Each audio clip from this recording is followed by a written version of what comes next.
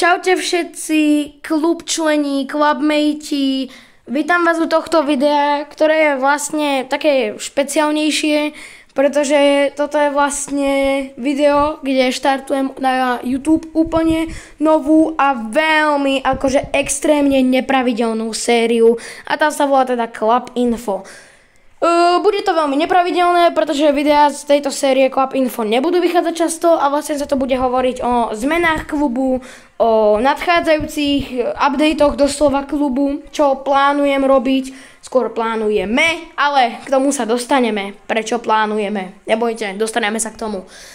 Ako prvé by som si uviedol tému, toto bude trošku smutnejšie video a téma sú viceprezidenti, ako určite aj viete z názvu.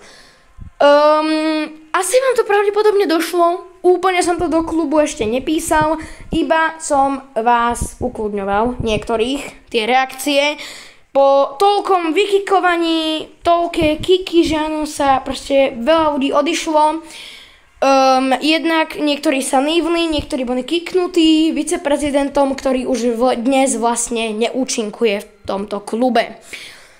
Za chvíľu sa k tomu dostaneme. A vlastne sa k tomu dostaneme hneď teraz. Proste viceprezidenti sa vzdali.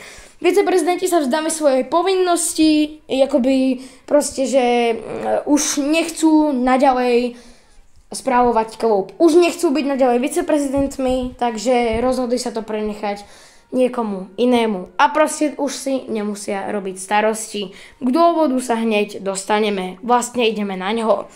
Mali sme tu Megapik, toto sú moje odmeny, to je reálne všetko.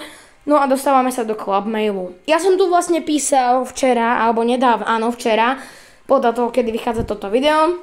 Tak aj včera sa vzdali viceprezidenti, podľa toho, kedy vychádza toto video. Dnes je 1. apríl, najhorší deň na svete, ale dobre.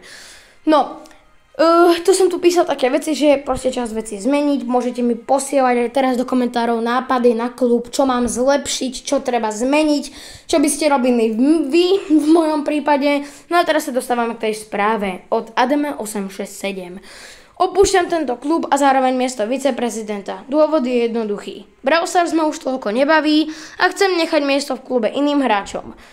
To dúfam, že sa tento klub udrží a prajem veľa šťastia z Megapik.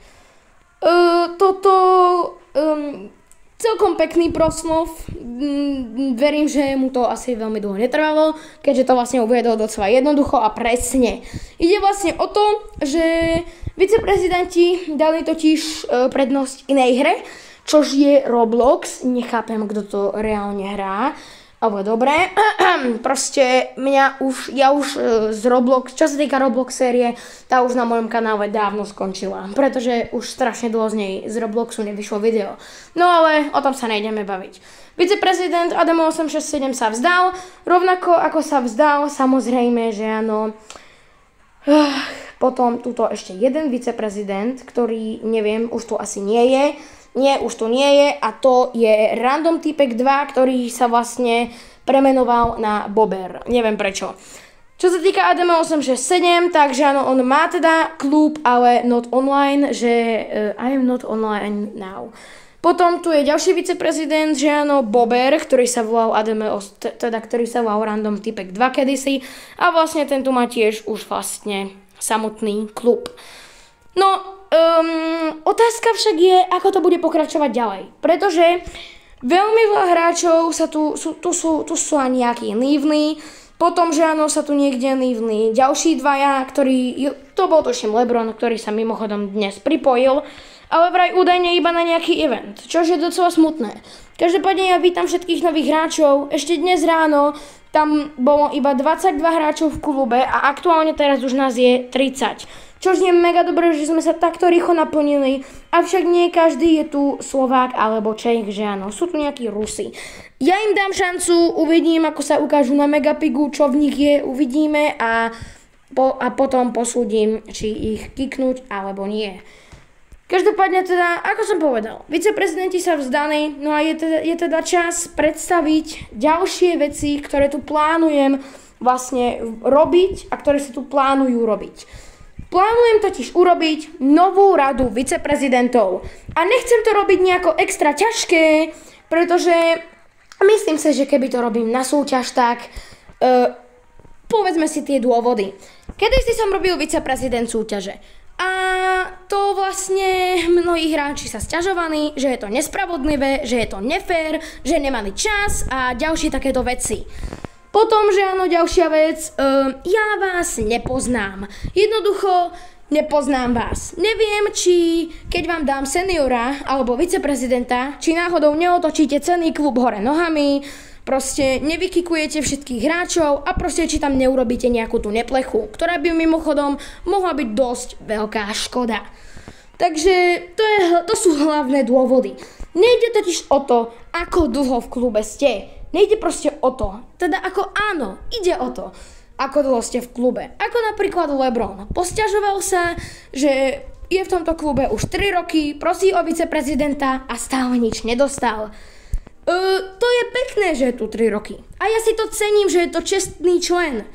Ale okrem toho, že proste je tu dlho, tak to stále, to je proste málo. To nestačí. Pretože tu naozaj nejde o to, ako dlho ste v klube. Tu ide hlavne o to, či vás poznám a viem, aký ste. Viem, nemám proste, u nikoho nemám, iba u ľudí, ktorých reálne poznám a videl som ich naživo, nemám garantované, že neotočíte celý klub hore nohami a nemám garantované, že nevykikujete všetkých. Ďalšia vec, aj keby mám, že áno, garantované kľudne, proste, že nevykikujete ten klub, ale proste ďalšia vec je dôvera. Proste ja keď vám nedôverujem a proste nie som si istý, či je bezpečné vám toho viceprezidenta alebo seniora dať, tak proste je to moje rozhodnutie, je to moja vec, je moje rozhodnutie, či vám ho dám alebo vám ho nedám. Nemôžete proste, vyslovene to poviem, už o neho žobrať. Nemôžete ma proste nútiť do toho, aby som robil niečo, čo vlastne ja sám nechcem. To isté ako s vami. Nemôžem vás proste nútiť, aby ste boli online 24/7. Čože síce, samozrejme, že to po vás nemôžeme chcieť, ale tá aktivita a nebyť toxik a proste to účasť na Megapigu je naozaj v pravidlách a je to naozaj dosť dôležité pravidlo. Pretože ten Megapig nejde len o to odohranie, ale ide vlastne aj o to, jak moc ste aktívni. Keď sa samozrejme ospravedlníte, je to úplne v pohode, beriem to, nemohli ste. Takže asi takto sme akoby na tom. Proste ja keď vám nedôverujem v tom, že neviem, či to zvládnete, alebo proste pochybujem v tom, že neviem, proste bojím sa toho, stále vám nedôverujem. Môžete byť v klube ako dlho chcete, môžem vás poznať, ale proste keď vám nedôverujem, tak sa môžete aj na hlavu postaviť, ale toho viceprezidenta alebo seniora nebudete mať. A v dnešnom videu som totiž urobil niekoľko rozhodnutí, ktoré dúfam, že nie sú moja chyba. Let's go. Dostávame sa totiž do klubu, kde sú hráči a vlastne ešte tak narýchlo zdravím úplne všetkých hráčov, ktorí sa pripojili. Zároveň odišiel Jirka Kuček, potom Kikísek. No a bohužiaľ proste, niečo končí, niečo nového začína, ako s viceprezidentmi. No a teda téma tohto videa je vlastne, že áno, ako to je s viceprezidentmi. Sme na tom prosím pekne takto. Počet viceprezidentov zvyšujem z 2 na jednoducho viac. Popravde ešte neviem presne na koľko, ale počet viceprezidentov z čísla 2 zvyšujem na väčšie číslo. A v tomto videu sa k tomu dostaneme. Musíme sa samozrejme dostať, že áno, k určitým veciam, ktoré sú akoby docela dosť dôležité. Pretože napríklad ja vám to momentálne teraz ukážem. Sťažnosti na hráčov. Napríklad, že áno, Slovakia Studio. Jeden človek sa mi totiž sťažoval, nebudem menovať, ale proste sa mi sťažoval na Slovakia Studio.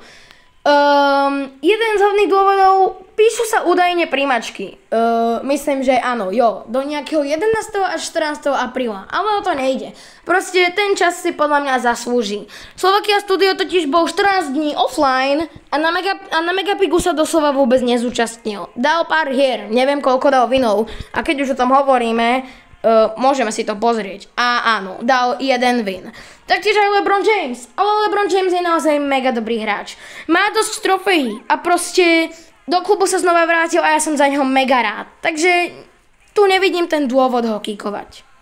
OK, fajn. Je čas, zároveň sa blížime ku koncu tohto videa a možno aj k tejto nepravidelnej sérii. OK, fajn.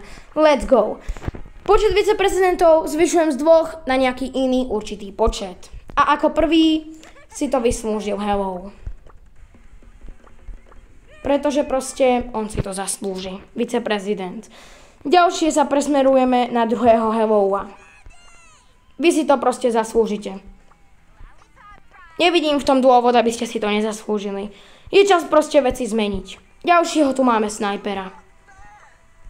To som nechcel. Ďalšieho tu máme snajpera. Je to proste tady. Je čas to zmeniť. Mnohé veci bolo treba zmeniť a viceprezidenti sa vzdali. Takže tu máme. No a ako posledného tu máme Kveke Pirc. Asi best sám player, ktorého som kedy videl. A tento už totiž si to veľmi veľakrát, proste tento si to doslova vymodnil toho viceprezidenta. Veľmi veľakrát ma o neho prosil. Mám s nejakými viceprezidentmi bývalými skúsenosti, kde ma proste sklamaný. Toto je jeden z nich, ale každý si zaslúži druhú šancu. No a teraz sa poďme pozrieť na to, čo sme spôsobili.